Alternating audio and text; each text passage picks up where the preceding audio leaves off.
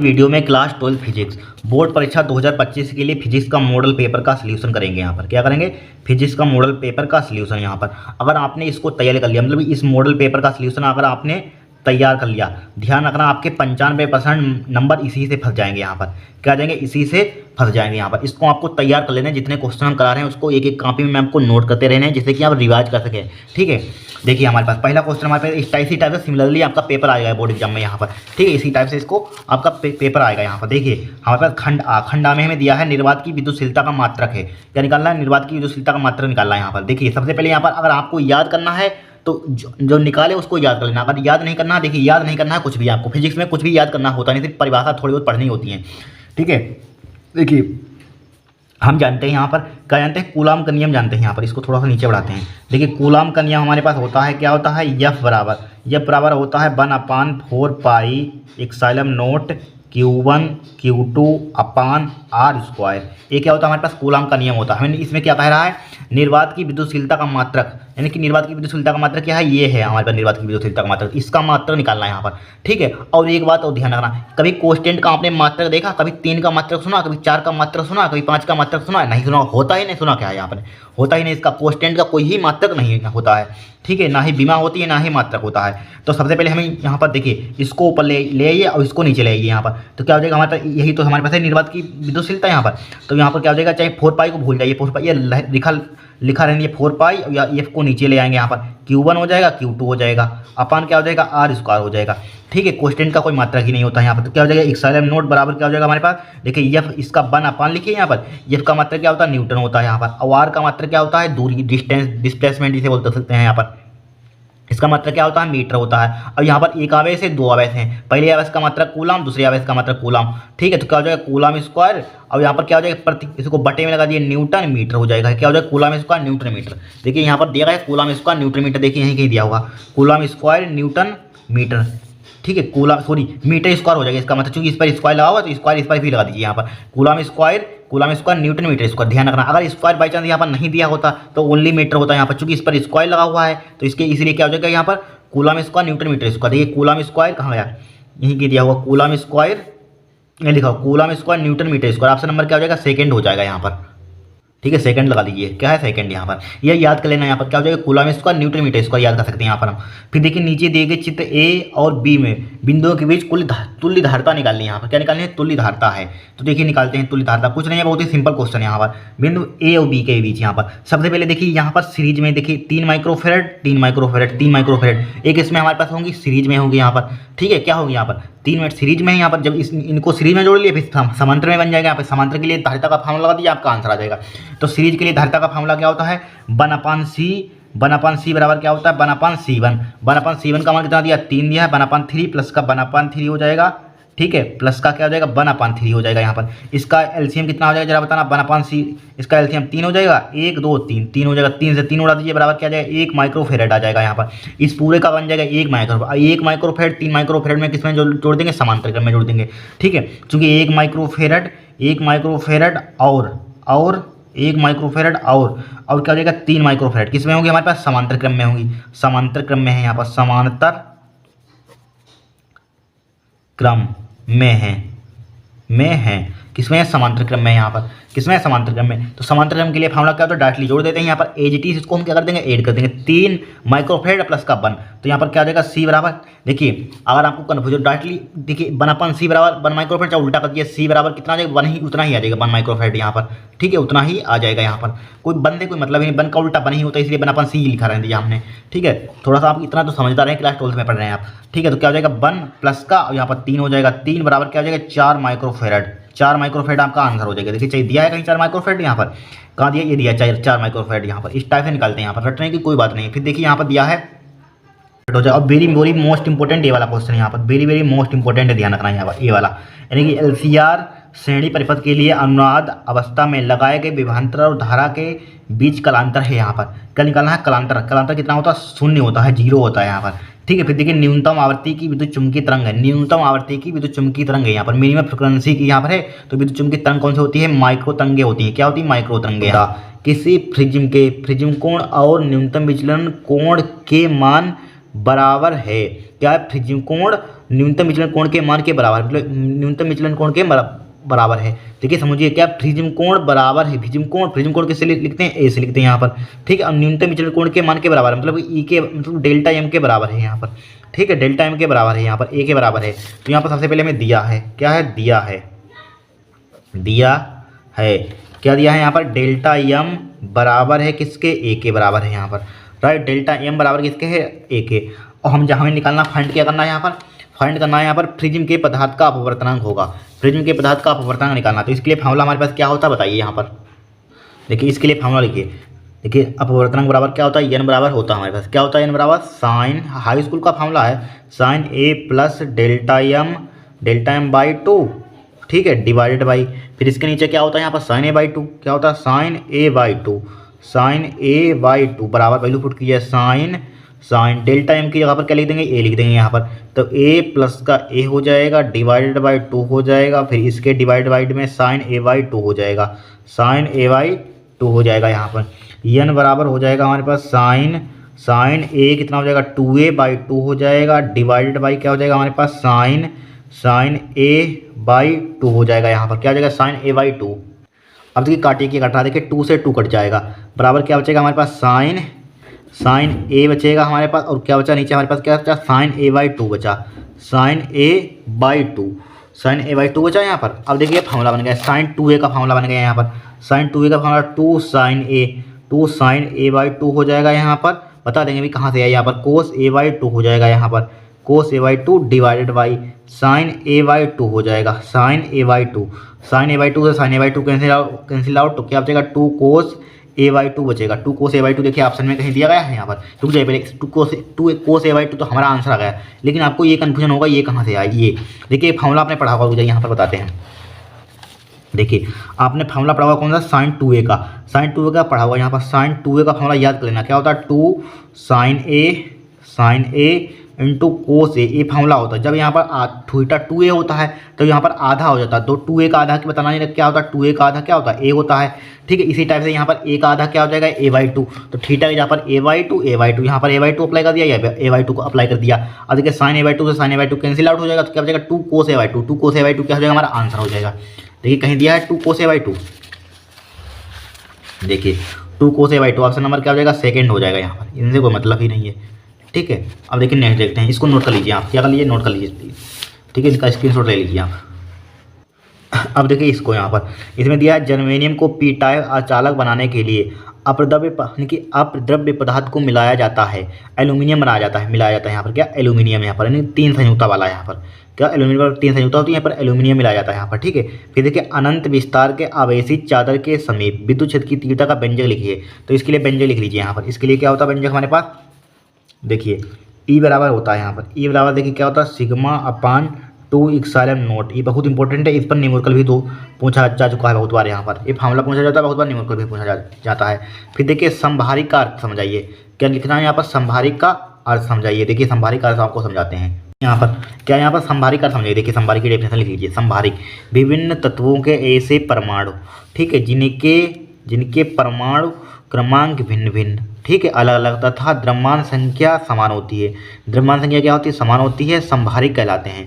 क्या कहलाते हैं, संभारिक कहलाते हैं। मतलब कि सिंपल भाषा में देखिए समझिए, द्रव्यमान संख्या समान होगी और परमाणु क्रमांक अलग अलग होंगे, संभारिक कहलाते हैं। इसके लिए फॉर एग्जाम्पल आर्गन है, कैल्शियम है यहाँ पर, ठीक है, इसका एटॉमिक नंबर क्या 18 है, और यहाँ पर द्रव्यमान संख्या परमाणु भाग 40 है, यहाँ पर इसका 40 है, इसका कैल्शियम का एटॉमिक नंबर 20 है यहाँ पर, नोट कर लीजिए। अब नेक्स्ट चलते हैं। फिर देखिए इसको दिए गए किसी पृष्ठ के लिए आपतित प्रकाश की आवृत्ति और निरोधी विभव का ढाल कितना होगा, ढाल फाइंड करना है यहाँ पर, ठीक है। क्या फाइंड करना है, ढाल फाइंड करना है। देखिए एक फार्मूला हम जानते हैं यहाँ पर, क्या जानते हैं फार्मूला यहाँ पर, देखिए हम जानते हैं, चूँकि यहाँ पर लिखिए बी नो डेट, हम जानते हैं कि क्या जानते हैं कि फार्मूला देना है ई बी नोट बराबर होता है, क्या होता है एच न्यू माइनस का डब्लू, ये फार्मूला दिया लग रहा है यहाँ पर, ठीक है। अब देखिए सबसे पहले हमें अगर ई को नीचे ले आइए तो बी नोट बराबर आ जाएगा हमारे पास, क्या हो जाएगा यहाँ पर निरोधी, बी नोट होगा है क्या मालूम, निरोधी विभव है यहाँ पर, ठीक है, इसमें निरोधी विभव, इसको नीचे ले आइए, एच न्यू अपान क्या हो जाएगा ई हो जाएगा, माइनस का डब्लू अपान ई हो जाएगा। क्या हो जाएगा, W/E हो जाएगा यहाँ पर, राइट। तो ग्राफ का ढलान हमारे पास क्या हो जाएगा यहाँ पर, इसके लिए डायरेक्टली फार्मूला ध्यान रखना है आपको, ठीक है। यहाँ पर क्या होगा, यहाँ पर इधर क्या है हमारे पास, आवर्ती है यहाँ पर, ठीक है, आवर्ती है यहाँ पर, और निरोधी विभव होगा वहाँ पर, यहाँ पर जहाँ पर कटता है, यहाँ पर ग्राफ में बहुत बार मतलब क्वेश्चन पूछा गया, यहाँ पर जो कटा है यहाँ पर क्या होगा, निरोधी विभव होगा, B0 होगा यहाँ पर, क्या होगा, B0 होगा यहाँ पर। हमें ढलान फाइंड करनी है यहाँ पर, ठीक है, ढलान फाइंड करनी है। ढलान किस टाइप से आएगी बताइए यहाँ पर, ठीक है, B0। अब देखिए B0 तो है ढलान, तो सबसे पहले हमें चाहिए ढलान, तो क्या हो जाएगी, स्लोप जिसे बोलते हैं, स्लोप या प्रवणता भी बोल सकते हैं यहाँ पर इंग्लिश में शायद इंग्लिश में स्लोप बोलते हैं, हिंदी में प्रवणता बोलते हैं, ढलान में बोलते हैं यहाँ पर।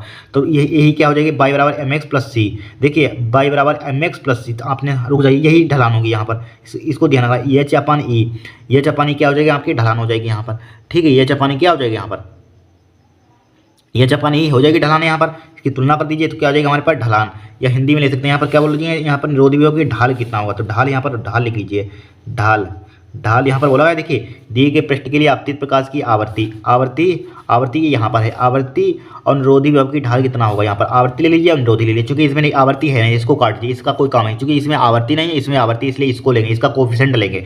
तो ढाल कितनी हो जाएगी, स्लोप कितनी हो जाएगी यहाँ पर, इसको एम से रिप्रेजेंट करते हैं, कह सकते हैं यहाँ पर, ठीक है। मत लिखिए यहाँ पर, चाहे एम, ढाल को वैसे एम से भी लिखते हैं यहाँ पर कहीं, ठीक है। मैथ में अगर आपने पढ़ा होगा या डायरेक्टली लिखना चाहते हैं, हिंदी में डायरेक्टली लिख सकते हैं यहाँ पर ढलान, या स्लोप लिख सकते हैं यहाँ पर, ढाल बराबर कितनी हो जाएगी हमारे पास, H/E हो जाएगी, ठीक है। ढाल कितनी हो जाएगी, H/E। और यहाँ पर लिख देंगे, क्या लिख देंगे, अतः, आप नीचे यहाँ पर लिख देंगे अतः, यहाँ पर लिख देंगे अतः आपतित प्रकाश की आवर्ती और निरोधी विभव के बीच ढाल कितनी हो जाएगी, H/E हो जाएगी। टाइम मत खराब करना, 1 नंबर का सवाल है, इतना ही आप लिखेंगे डायरेक्टली यहाँ पर, ठीक है, कोई दिक्कत नहीं होगा, क्वेश्चन यहाँ पर हटाइए। फिर देखिए हमारे पास क्या है, दो समांतर धारावाही चालकों के बीच बल के आधार पर, ठीक है, बल के आधार पर एम्पीयर की परिभाषा दीजिए। एम्पीयर की क्या लिखनी है, परिभाषा, डेफिनेशन लिखनी है यहाँ पर। देखिए लिखते हैं यहाँ पर इसकी डेफिनेशन हम, देखिए लिखिए, परिभाषा लिखिए यहाँ पर, आप लिखना है हेडिंग डाला। देखिए हम जानते हैं पहले आपको फार्मूला मालूम है, दो समांतर धारावाही चालकों के बीच लगने वाला बल का फार्मूला क्या होता है, फार्मूला F बराबर होता है, एक व्यंजक भी पूछा जाता है बहुत बार लिखने के लिए एग्जाम में, यहाँ पर F बराबर होता है, क्या होता है, μ0/2 यहाँ पर 2 I1 I2 अपान क्या होता है हमारे पास, R होता है, इंटू क्या होता है, L होता है। μ0/2 का मान जरा बताना क्या होता है, F बराबर μ0/2 का मान क्या होता है, 2 × 10⁻⁻7 होता है यहाँ पर, ठीक है। I1 I2 यहाँ पर बचा हमारे पास, I1 I2 अपान क्या बचा, R इंटू L है हमारे पास।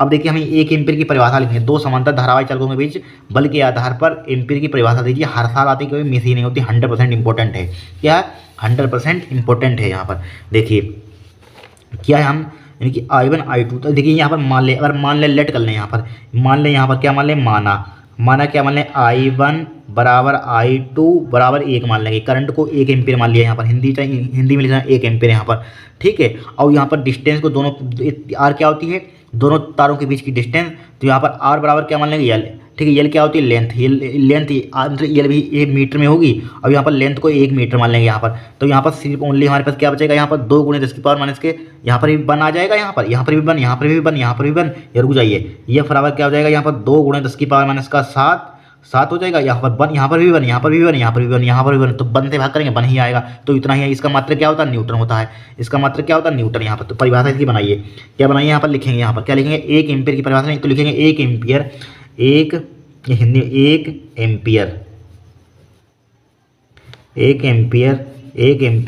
1 एम्पीयर बा विद्युत धारा, या 1 एम्पीयर विद्युत, इनके एक लिख सकते हैं, 1 एम्पीयर वह विद्युत धारा है, वह विद्युत धारा है। ये दूसरी भाषा में आप लिख सकते हैं, यहाँ पर क्या लिख सकते हैं, 1 एम्पीयर विद्युत धारा वह धारा है, लिख सकते हैं यहाँ पर, या लिख सकते हैं 1 एम्पीयर बा विद्युत धारा है।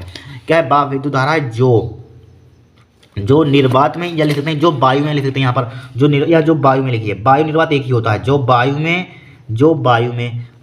और यहाँ पर डिस्टेंस क्या लिए हमने, 1 मीटर, वायु में 1 मीटर, ठीक है, वायु में 1 मीटर की दूरी पर, वायु में 1 मीटर की दूरी पर रखे हों, ठीक है। 1 एम्पीयर बा विद्युत धारा है, जो वायु में 1 मीटर दूरी पर रखे हों, लिखिए यहाँ पर,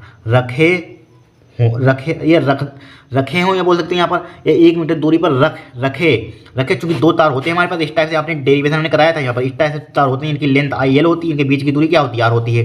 तो यहाँ पर R दूरी पर रखे होते हैं तार यहाँ पर, तो यहाँ पर R वायु में 1 मीटर दूरी पर रखे क्या होते हैं यहाँ पर, तार क्या होते हैं यहाँ पर, रखे 2 है, यहाँ पर रखे 2 दो सीधे, ठीक है, दो सीधे यहाँ पर, दो सीधे और सीधे और क्या है, पैरेलल है, क्या है, समांतर, समांतर तारों में, दो सीधे समांतर, समांतर, समांतर तारों में, समांतर तारों में, समांतर तारों में। इसमें करंट भी हमारे पास I1 बहता प्रवाहित होता है, इसमें I2 प्रवाहित होता है। यहाँ पर करंट I प्रवाहित होने पर, ठीक है, समांतर तारों में, दो सीधे समांतर तारों में, समांतर तारों में क्या प्रवाहित होने पर, क्या करंट प्रवाहित होगा यहाँ पर, समांतर तारों में धारा प्रवाहित होने पर, और बोल सकते हैं यहाँ पर तारों में प्रवाहित होने पर लिख सकते हैं डायरेक्टली, धारा ही प्रवाहित होगी, प्रवाहित, प्रवाहित, प्रवाहित होने, होने पर, प्रवाहित होने पर क्या होगा, प्रवाहित होने पर प्रत्येक, क्या लिखेंगे, प्रवाहित होने पर प्रत्येक, या एक ही तार में, या बोल सकते हैं प्रत्येक तार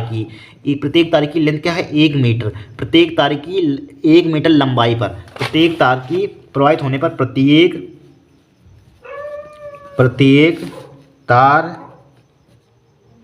तार की 1 मीटर लंबाई पर, 1 मीटर लंबाई पर कितना लगता है हमारे पास, बल कितना आता है, 2 × 10⁻⁷, 2 × 10⁻⁷, ठीक है, न्यूटन का बल आरोपित करती है, न्यूटन का बल आरोपित करती है, क्या करती है,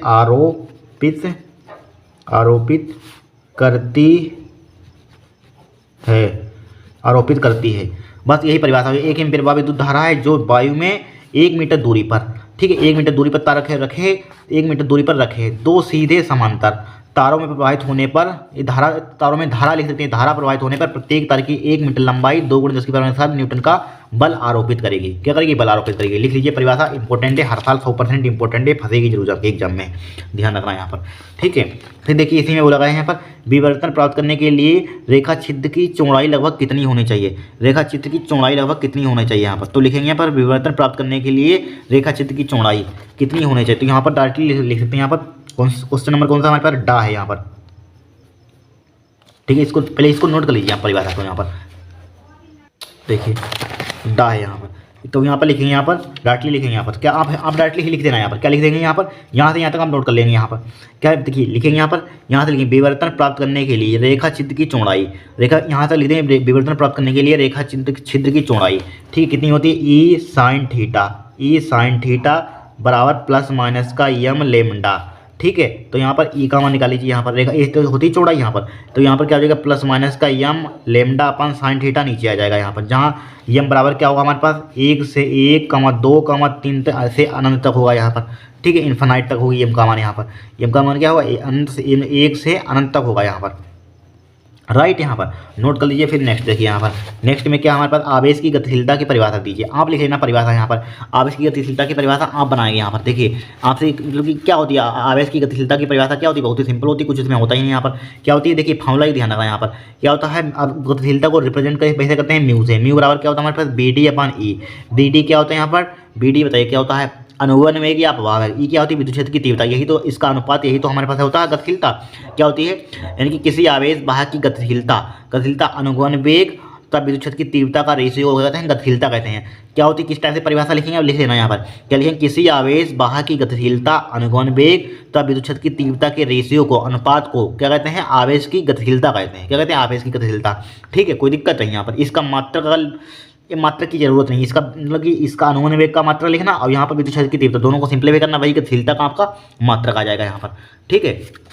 चाहे लिखना चाहते लिख लेना, इसका मात्रक होता है मीटर² वोल्ट सेकेंड होता है गतिशीलता का मात्रक यहाँ पर, ठीक है, नोट कीजिए। अब आगे चलते हैं यहाँ पर, अब देखिए इस क्वेश्चन को यहाँ पर 2 नंबर का यहाँ पर क्या दिया, खंड था, किसमें दिया है, एक अनंत रेखीय आवेश 2.0 मीटर दूरी पर 4.5 × 10⁻⁴ न्यूटन प्रति कूलॉम का विद्युत क्षेत्र उत्पन्न करता है, ठीक है। रेखीय आवेश घनत्व ज्ञात कीजिए, क्या ज्ञात कीजिए, रेखीय आवेश घनत्व ज्ञात करना है यहाँ पर, तो ज्ञात करते हैं यहाँ पर रेखीय आवेश घनत्व, यहाँ पर क्या ज्ञात करते हैं, रेखीय आवेश घनत्व ज्ञात करते हैं यहाँ पर, ठीक है। देखिए यहाँ पर तो सबसे पहले हमें दिया है खंड सा पर आ गए, कहाँ पर आ गए, खंड सा, ठीक है, खंड सा सबसे पहले हमें दिया है, क्या दिया यहाँ पर, एक अनंत रेखीय आवेश दिया, रेखीय आवेश को किस लिखते हैं, लेमडा से लिखते हैं, सबको मालूम होना चाहिए, क्या होता है 2 मीटर दिया यहाँ पर, रेखीय आवेश घनत्व, रेखीय आवेश ठीक है। रेखीय आवेश नहीं, सॉरी रुक जाइए, रेखीय आवेश घनत्व से लेमडा से लिखते हैं यहाँ पर, तो लेमडा कौन निकालना है यहाँ पर, लेमडा कौन क्या निकालना निकालना यहाँ पर दिया रेखीय आवेश दूरी देगी यहाँ पर 2 मीटर दूरी पर, यहाँ पर मात्रक से ही पहचान जाइए, यहाँ पर मात्रक से यानी दूरी कितनी दी गई यहाँ पर आर से लिख लीजिए, आर बराबर क्या दिया 2 मीटर दिया है यहाँ पर दूरी, 2 मीटर दूरी दे दिया यहाँ पर। फिर देखिए 4.5 × 10⁴ न्यूटन प्रति कूलम का विद्युत क्षेत्र उत्पन्न करता है, यानी विद्युत क्षेत्र की तीव्रता दे दी यहाँ पर, विद्युत क्षेत्र की तीव्रता कितनी दी गई यहाँ पर 4.5 × 10⁴ न्यूटन प्रति कूलम, ठीक है। ये दिया है यहाँ पर, हमें रेखीय आवेश घनत्व निकालना है यहाँ पर, ठीक है। यहाँ पर क्या निकालना है, रेखीय आवेश घनत्व यहाँ पर, ठीक है। अब सबसे पहले इसके फार्मूला हमारे पास होता है, क्या होता है ई बराबर, यानी कि ई बराबर होता है हमारे पास, क्या होता है ई बराबर, फार्मूला रटे होने चाहिए, हमने एक वीडियो बनाई थी फार्मूला की उसको, ठीक है, देख लेना। यहाँ पर क्या होता है 1/4 pi epsilon naught 2 lambda by R, ये फार्मूला होता है। ई का मान दिया है 4.5 × 10⁴ बराबर 1/4 पाई epsilon नॉट का मान कितना होता है 9 × 10⁹ यहाँ पर गुणा 2 लेमडा का मान निकालना है यहाँ पर, आर का मान दिया है 2, आर का मान कितना दिया है 2, ठीक है, आर का मान दे दिया है 2। अब देखिए यहाँ पर इस पॉइंट को रुक जाइए, 2 से 2 उड़ाइए, ठीक है। अब यहाँ पर देखिए 9 से काटिए, 9 × 5 = 45, 0.5 हो जाएगा यहाँ पर, तो यहाँ पर क्या बचेगा 0.5 हमारे पास बचा, मल्टीप्लाई 10⁴ बचा, बराबर क्या बचा हमारे पास 10⁹ बचा, गुणा क्या बचा हमारे पास लेमडा बचा, ठीक है। अब लेमडा का मान निकालना तो कितना आ जाएगा हमारे पास 0.5 बटे क्या आ जाएगा हमारे पास गुणा 10⁻⁴ बटे क्या आ जाएगा यहाँ पर 10⁹ नीचे आ जाएगा, इसको ऊपर ले चलिए, कितना आ जाएगा 0.5 हो जाएगा गुणा 10⁻⁴ हो जाएगा, ठीक है। और 10⁹ को ऊपर ले चलिए, -9 हो जाएगा, तो लेमडा बराबर क्या आ जाएगा यहाँ पर रेखीय आवेश घनत्व तो 0.5 गुणा 9 में से 4 कितना आ जाएगा 10⁻⁻5, 10⁻⁻5, तो यही क्या हो जाएगा आपका आंसर हो जाएगा, यही क्या हो जाएगा, चाहे इसी को और ले सकते हैं यहाँ पर, ठीक है। ये लेमडा बराबर क्या हो जाएगा, इसको पॉइंट को उधर ले चलिए, तो क्या हो जाएगा 5 गुणा, जब उधर ले जाते हैं तो पावर ही घटती है, तो 10⁻⁻6 हो जाएगा। इसका मतलब क्या होता है बताइए, इसका मतलब क्या होता है कूलम प्रति मीटर, ये क्या हो जाएगा आपका आंसर हो जाएगा, ठीक है। नोट कर लीजिए यहाँ पर, क्या कर लीजिए नोट कर लीजिए। अब देखिए इस क्वेश्चन को यहाँ पर देखिए, यहाँ पर देखिए दिया है, दिखाइए कि विद्युत चुम्बकीय विकिरण के तरंगदैर्घ्य इसके फोटॉन की डी ब्रोगली तरंगदैर्घ्य के बराबर होती है। ये हमें क्या करना है यहाँ पर सिद्ध करना, दिखाइए तो सिद्ध कीजिए, सत्यापित कीजिए, दिखाइए, किसी टाइप से आ सकता है क्वेश्चन। देखिए बहुत ही सिंपल तरीका बताएंगे यहाँ पर, क्या सबसे पहले हमें टू प्रूफ डेट में सिद्ध क्या करना है, यहाँ पर क्या है खा है, यहाँ पर खा यानी कि टू प्रूफ डेट, यानी कि सिद्ध करना है कि क्या करना है सिद्ध, दिखाइए कि विद्युत चुम्बकीय विकिरण के तरंगदैर्घ्य, विद्युत चुम्बकीय मतलब विद्युत चुम्बकीय विकिरण का तरंगदैर्घ्य, ठीक है, विकिरण का तरंगदैर्घ्य यहाँ पर, ठीक है। और क्या है यहाँ पर इस विकिरण मतलब कि इंग्लिश में क्या बोलते हैं विकिरण को डायगोनल, यानी कि डायगोनल, इसको इंग्लिश में इसको तरंगदैर्घ्य का बोलते हैं वेव लेंथ, यानी कि वेव लेंथ किसकी विकिरण की, विकिरण फॉर डी फॉर डायगोनल, यहाँ पर डायगोनल की तरंगदैर्घ्य, यहाँ पर तरंगदैर्घ्य इसके फोटॉन की डी ब्रोगली तरंगदैर्घ्य के बराबर होती है, फोटॉन की तरंगदैर्घ्य पी फॉर फोटॉन मान लेंगे, लेमडा पी इतना हमें सिद्ध करके लाना है यहाँ पर, लेमडा डी बराबर लेमडा पी के हमें सिद्ध करके लाना है यहाँ पर। तो कैसे आएगी बताइए, देखिए सबसे पहले हम जानते हैं, क्या जानते हैं यहाँ पर, देखिए सबसे पहले यहाँ पर लिखेंगे टू प्रूफ डेट, यहाँ पर इतना हमें सिद्ध करेंगे, एक फार्मूला हम जानते हैं यहाँ पर, क्या जानते हैं यहाँ पर फोटॉन का गतिज द्रव्यमान, यहाँ पर फोटॉन का गतिज द्रव्यमान, क्या जानते हैं फोटॉन का गतिज द्रव्यमान यहाँ पर, तो फोटॉन का गतिज द्रव्यमान एम बराबर क्या होता है हमारे पास H/c लेमडा होता है यहाँ पर, ठीक है। फोटॉन का गतिज द्रव्यमान ये क्या है, फोटॉन वैसे एक फार्मूला ध्यान रखना है यहाँ पर, ये फार्मूला होता है फोटॉन का गतिज, एक फार्मूला पूछा गया था 2024 में रिलेशन, यहाँ पर फोटॉन का गतिज द्रव्यमान कितना होता है H/c लेमडा है यहाँ पर, ये फार्मूला ध्यान रखना, ठीक है। फोटॉन का गतिज द्रव्यमान है यहाँ पर, ठीक है। अब सबसे पहले हम जानते हैं यहाँ पर देखिए इतना सिद्ध करके लाना है, तो लिखेंगे ये फोटॉन के लिए सबसे पहले फोटॉन का गतिज द्रव्यमान है, तो यहाँ पर एम के मान लीजिए, यहाँ पर चाहे के मान लीजिए, फोटॉन का के का गति, के फॉर मतलब गति, यहाँ पर के फॉर गतिज द्रव्यमान ये होता है यहाँ पर, तो H/c लेमडा फोटॉन के लिए तरंगदैर्घ्य, फोटॉन की तरंगदैर्घ्य मान लिया यहाँ पर, एक गतिज द्रव्यमान फोटॉन का होता है, इसे के से रिप्रेजेंट कर देते हैं यहाँ पर, ये डायरेक्टली चाहिए एम लिख सकते हैं यहाँ पर, कोई दिक्कत नहीं, एम लिख सकते हैं, पहचान के लिए क्या लिख दिया यहाँ पर, एक क्या हमारे पास है फोटॉन की, क्या है फोटॉन की वेवलेंथ है यहाँ पर, ठीक है। अब एक फार्मूला हम जानते हैं, और चूंकि हम जानते हैं एक फार्मूला क्या होता है हमारे पास, क्या होता है P बराबर हमारे पास क्या होता है एम के इंटू सी, इसको ध्यान रखना है यहाँ पर, ठीक है। तो P बराबर हमारे पास क्या हो जाएगा, P बराबर देखिए P बराबर हो जाएगा यहाँ पर, देखिए एम के का मान ये वाला है, यहाँ पर पुट कर दें, तो यहाँ पर पुट कर दीजिए, तो यह चापान क्या हो जाएगा हमारे पास सी लेमडा पी हो जाएगा, इंटू क्या हो जाएगा हमारे पास सी हो जाएगा, सी से सी उड़ा दीजिए, सी से सी क्या हो जाएगा कट जाएगा, यहाँ पर कट जाएगा, तो P बराबर हमारे पास क्या बचेगा हमारे पास यह चापान लेमडा पी बचेगा, ये चापान क्या बचा हमारे पास लेमडा पी, ठीक है। तो लेमडा पी को ऊपर ले चलिए, लेमडा पी बराबर क्या हो जाएगा हमारे पास यह चापान पी, ये जापान पी हो जाएगा यहाँ पर, ये जापान पी और ये जापान पी हो जाएगा, ठीक है। अब ये चपान पी तो हो गया, एक फार्मूला और हम जानते हैं यहाँ पर, ठीक है। यहाँ पर क्या है, यहाँ पर चूंकि हमें सिद्ध करके लाना है इतना यहाँ पर। अब हम जान एक D4 क्या है यहाँ पर, मतलब विकर्ण की तरंग दैर्घ्य। यहाँ पर एक फार्मूला हम जानते हैं क्या, ये यहाँ पर लिख लेना चाहिए, यहाँ पर इसके यहाँ पर जस्ट लिख लेना। यहाँ पर लेमडा डी बराबर क्या होता है हमारे पास, लेमडा डी बराबर हो जाएगा एच अपान पी, एक फार्मूला होता है यहाँ पर। अब यहाँ पर इसकी जगह पर समीकरण 1 डाल लेना, यहाँ पर लिखेंगे समीकरण 1 से, यहाँ पर इसकी जगह पर क्या लिख देंगे, यहाँ पर एक फार्मूला दिया रखना है यहाँ पर, लेमडा डी बराबर क्या हो जाएगा एच अपान पी यहाँ पर, राइट। अब देखिए यहाँ पर इसकी एच अपान पी की यहाँ पर क्या लिख देंगे, लेमडा डी लिख देंगे यहाँ पर, यही हमारा सिद्ध हो जाएगा, ठीक है। लेमडा पी बराबर क्या हो जाएगा, लेमडा पी बराबर क्या हो जाएगा, लेमडा डी हो जाएगा। कहाँ से लिखा, फ्रॉम इक्वेशन फर्स्ट से, यानी कि समीकरण 1 से लिखा यहाँ पर। तो यहाँ लिख देंगे हैंस प्रूव्ड, ठीक है, सिद्ध हो गया। नोट कर लीजिए यहाँ पर, क्या कर लीजिए, सिद्ध हो गया यहाँ पर क्वेश्चन। अब देखिए नेक्स्ट देखते हैं यहाँ पर, इसको नोट कर लीजिए यहाँ पर। अब देखिए नेक्स्ट यहाँ पर, इस क्वेश्चन को थ्योरेटिकल को आप पढ़ लेना है यहाँ पर, एक काट ही दिया गया सिलेबस, भवरधारा आपके सिलेबस में नहीं है यहाँ पर, ठीक है। फिर देखिए इसको आँख के समंजन, ठीक है, इसको पढ़ लेना है यहाँ पर। देखिए आँख के सामान्य समंजन के लिए, ठीक है, अपवर्ती खगोलीय दूरदर्शी द्वारा दूर स्थित वस्तु के प्रतिबिंब बनने के लिए किरण आरेख बना लेना है यहाँ पर। इस दशा में दूरदर्शी आवेदन के लिए क्षमता का सूत्र लिखिए यहाँ पर, ठीक है। वैसे सूत्र यहाँ पर इसके लिए क्या होता है, यहाँ पर एम बराबर वैसे फार्मूला लिख लेना यहाँ पर, एम बराबर वैसे फार्मूला 2 होते हैं यहाँ पर क्या होता है, यहाँ पर बोला गया है कि क्या बोला गया, आँख के सामान्य समंजन, ठीक है, समंजन के लिए अपवर्ती खगोलीय दूरदर्शी द्वारा, ठीक है, दूर स्थित वस्तु की प्रतिबिंब बनने के लिए किरण आरेख बनाइए और इस दिशा में दूरदर्शी का आवेदन क्षमता का सूत्र लिखिए। वैसे एम बराबर देखिए 2 फार्मूला होता है, माइनस का F0 अपान एफ ई होता है, यहाँ पर देख लेना, चेक लेना यहाँ पर। जैसे फार्मूला हमारे पास ये वाला होता है, यहाँ पर लिखना है। यहाँ पर देखिए एम बराबर होता है, क्या होता है, माइनस का F0, ठीक है, अपान क्या होता है हमारे पास, अपन क्या होता है यहाँ पर यू होता है यहाँ पर। इसी के बराबर एक एम बराबर क्या होता है यहाँ पर, इस सब पर निम्न का लगा है बीटा अपन अल्फा, ठीक है। ये 2 फार्मूले होते हैं, इनको ध्यान रखना है यहाँ पर, ठीक है, राइट। फिर इसी में देखिए यहाँ पर ये लिख लेना और चित्र इसका बना लेना बुक से। फिर देखिए इसमें दिया है यहाँ पर, इनकी इस न्यूमेरिकल को देख लेते हैं यहाँ पर। देखिए एक समतल विद्युत चुम्बकीय तरंग में दोलनी चुंबकीय क्षेत्र निम्न में दिया गया है, ठीक है, गणना दी, मतलब ये दिया है यहाँ पर, चुंबकीय क्षेत्र का समीकरण में दिया गया है यहाँ पर, राइट। अब यहाँ पर सबसे पहले फाइंड करना है, यहाँ पर विद्युत चुम्बकीय तरंग की तरंगदैर्घ्य फाइंड करनी है, दोलनी चुंबकीय क्षेत्र का आयाम फाइंड करना है, दोलनी विद्युत क्षेत्र का आयाम फाइंड करना है। तो देखिए निकालते हैं यहाँ पर, चुंबकीय क्षेत्र का समीकरण में दिया है यहाँ पर, क्या दिया है, यानी कि बी बाई बराबर दिया है 8 × 10⁻⁶ साइन यहाँ पर 2 × 10⁻11 टी प्लस का क्या दिया 300 पाई एक्स दिया। ये समीकरण हमें क्या है यहाँ पर दे दिया है हमने, ठीक है, टेस्ला यहाँ पर। इसका मतलब क्या होता है, टेस्ला यहाँ पर इतना में समीकरण क्या है दिया है। तो देखिए इसको सिंप्लीफाई करते हैं, क्या करते हैं, इसको सिंप्लीफाई करते हैं। देखिए इसकी तुलना कराएंगे यहाँ पर, ठीक है, क्योंकि यहाँ पर क्या है हमारे पास चुंबकीय क्षेत्र का समीकरण दिया है यहाँ पर, कभी कभी यहाँ पर विद्युत क्षेत्र का समीकरण दे देता है यहाँ पर, ठीक है, यहाँ पर ई बाई लिख देता है यहाँ पर, और यहाँ पर चुंबकीय क्षेत्र यहाँ पर है, क्या है चुंबकीय क्षेत्र। इसकी तुलना कीजिए यहाँ पर, किससे तुलना करेंगे यहाँ पर हम, ई यानी कि देखिए बी बाई बराबर बी नोट हो जाएगा यहाँ पर, और क्या हो जाएगा यहाँ पर B note sign omega T plus का के एक्स से तुलना करने पर, से तुलना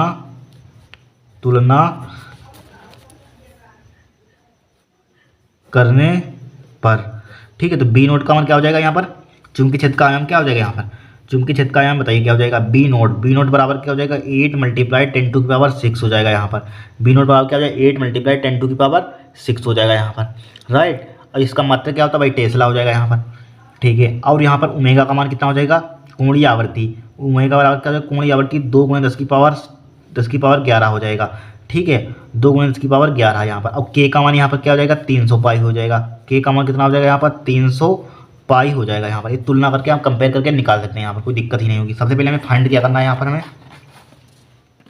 देखिए हमें क्या फाइंड करना है, विद्युत चुम्बकीय तरंग की तरंगदैर्घ्य क्या निकाली है, विद्युत चुम्बकीय तरंग की तरंगदैर्घ्य निकाली है। तो तरंगदैर्घ्य कैसे आएगी बताइए यहाँ पर, विद्युत चुम्बकीय तरंग की तरंगदैर्घ्य वेरी सिंपल, लेमडा बराबर फार्मूला होता है हमारे पास, क्या होता है 2 पाई अपन के सब फार्मूला लिखवाए थे हमने। और देखिए 2 पाई जो कहते हैं लिखिए, के का मान हमें कितना दिया यहाँ पर दिया 300 पाई, कितना दिया 300 पाई, ठीक है 300 पाई। और देखिए 2 पाई से पाई कैंसिल आउट, और यहाँ पर 2 से काटिए, यहाँ पर कितना आ जाएगा यहाँ पर 150 आ जाएगा, 2 × 2 10 पंचे 150, यहाँ पर कितना आ जाएगा 150 हो जाएगा यहाँ पर, 150 बट्टे 150, इसको डिवाइड कर लेना, भाई आपका आंसर आ जाएगा यहाँ पर।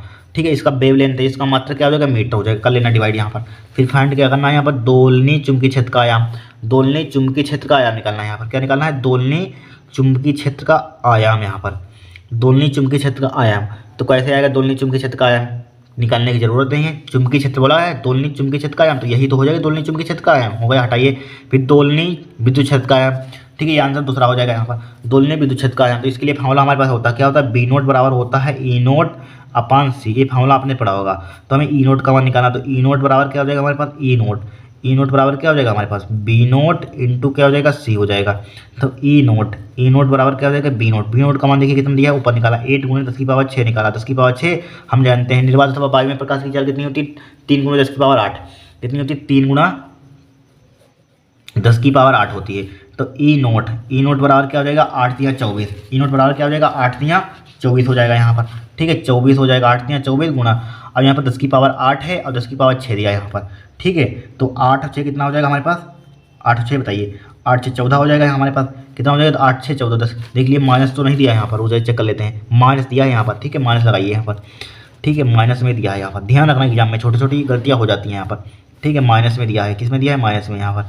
ठीक है, तो यहाँ पर 8 में से 6 का कितना बचेगा, 10 की पावर 2 बचेगा, किसके बचेगा, प्लस के 2 बचेगा यहाँ पर। यही क्या हो जाएगा आपका आंसर हो जाएगा यहाँ पर। चाहे पॉइंट को इधर ला सकते हैं यहाँ पर, चाहे पॉइंट को इधर लाइए, विज्ञान से कितना और सही से लिख दीजिए यहाँ पर। ठीक है, 2 पॉइंट कितना हो जाएगा हमारे पास, इसको पॉइंट के इधर लाएंगे 4 इधर पावर क्या हो जाएगी, बढ़ जाएगी, 10 की पावर 3 हो जाएगा यहाँ पर। इसका मतलब क्या हो जाएगा, न्यूटन प्रति कूलम या वोल्ट प्रति मीटर, क्या हो जाएगा आपका आंसर हो जाएगा यहाँ पर।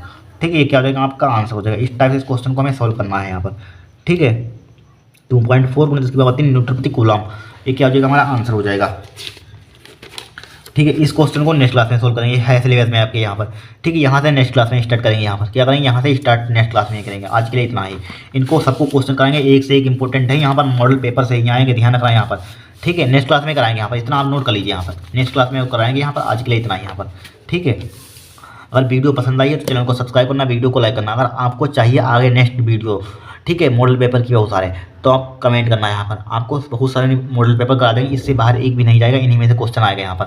देखिए ये क्वेश्चन लगातार आ रहा है, कब तक आया था, देखिए यही क्वेश्चन इसी टाइप से सिमिलरली आप देखना 2019 में आया था यही क्वेश्चन यहाँ पर, फिर पूछा गया था शायद 2020 में, शायद नहीं पूछा गया था, 2022 में पूछा गया था यही क्वेश्चन यहाँ पर, 22 में, 23 में पूछा गया था यही क्वेश्चन, 24 में पूछा गया था क्वेश्चन। लगातार ये क्वेश्चन आ रहा है पेपर में, देख लिया, आते थे मॉडल पेपर से हैं यहाँ पर, ये लगातार 20 में आया था क्वेश्चन यहाँ पर, 20 में आया, ठीक है, 20 में आया, फिर 22 में आया, और ये क्वेश्चन यहाँ पर 19 में शायद आया था, फिर 22-23 में पूछा गया था। लगातार आ रहा है ये क्वेश्चन यहाँ पर, एग्जाम में लगातार आते रहते हैं यहाँ पर क्वेश्चन। ये बहुत बार ये क्वेश्चन बहुत बार आ चुका है यहाँ पर, बहुत बार आ चुका है क्वेश्चन यहाँ पर। दो समांतर धारावाही चालकों में लगातार परिभाषा डेफिनेशन लगातार आ रही है, गतिशीलता की परिभाषा लगातार आ रही है, कभी मिस ही नहीं होती, इन्हीं में से आपकी डेफिनेशन फंसेगी, लगातार आ रही है 100%। आप देख लेना उठाकर क्वेश्चन पेपर, उन्हीं में से एक क्वेश्चन हर साल मिलेगा। आवेश की गतिशीलता, दो समांतर धारावाही चालकों के बीच लगातार परिभाषा आती है। ठीक है, बहुत बार, अब ये सब क्वेश्चन रिपीटेड हैं, आए हुए हैं सब हैं, आप देखना प्रीवियस ईयर के पेपर उठाकर सब इन्हीं में से मिलेंगे, यही छपे मिलेंगे भाई, बार बार वही आते रहते हैं यहाँ पर। ठीक है, इनको तैयार कर लेना, आपके 100%, आपके 100 में से लगभग 95 नंबर आपके फिजिक्स में आ जाएंगे यहाँ पर। ठीक है, 30 नंबर प्रैक्टिकल में मिलते हैं, आपको मालूम है यहाँ पर, मतलब कि 70 नंबर का पेपर होगा, 70 में से 65 नंबर तो आपके आ जाएंगे अगर मॉडल पेपर आपने सोल्यूशन कर लिया यहाँ पर। अगर आपने अनसार्ट का सोल्यूशन नहीं किया तो प्लेलिस्ट में जाना, देखिए प्लेलिस्ट में जाना, 2024 के भी हमने अनसार्ट करा दिए हैं यहाँ पर, 2024 के यहाँ पर। ठीक है, और यहाँ पर 2023 के भी अनसार्ट करा दिया है यहाँ पर, 2023 के भी हैं यहाँ पर, और 2022 के भी मिल जाएंगे आपके, और किसके मिल जाएंगे यहाँ पर, 2022 के मिल जाएंगे, 22 के मिल जाएंगे, और 20 के भी मिल जाएंगे यहाँ पर। 4 सालों के अनुसार आपको प्लेलिस्ट में जाना मिल जाएंगे, 1 2 3 4, तो कोई रोक ही नहीं सकता, आपके 100 में 100 नंबर आ जाएगा। ये सब कर लिया आपने, ठीक है, ये सब कंटेंट आपने कर लिया तो आपके 100 में 100 नंबर आ जाएंगे यहाँ पर। आज के लिए इतना ही यहाँ पर।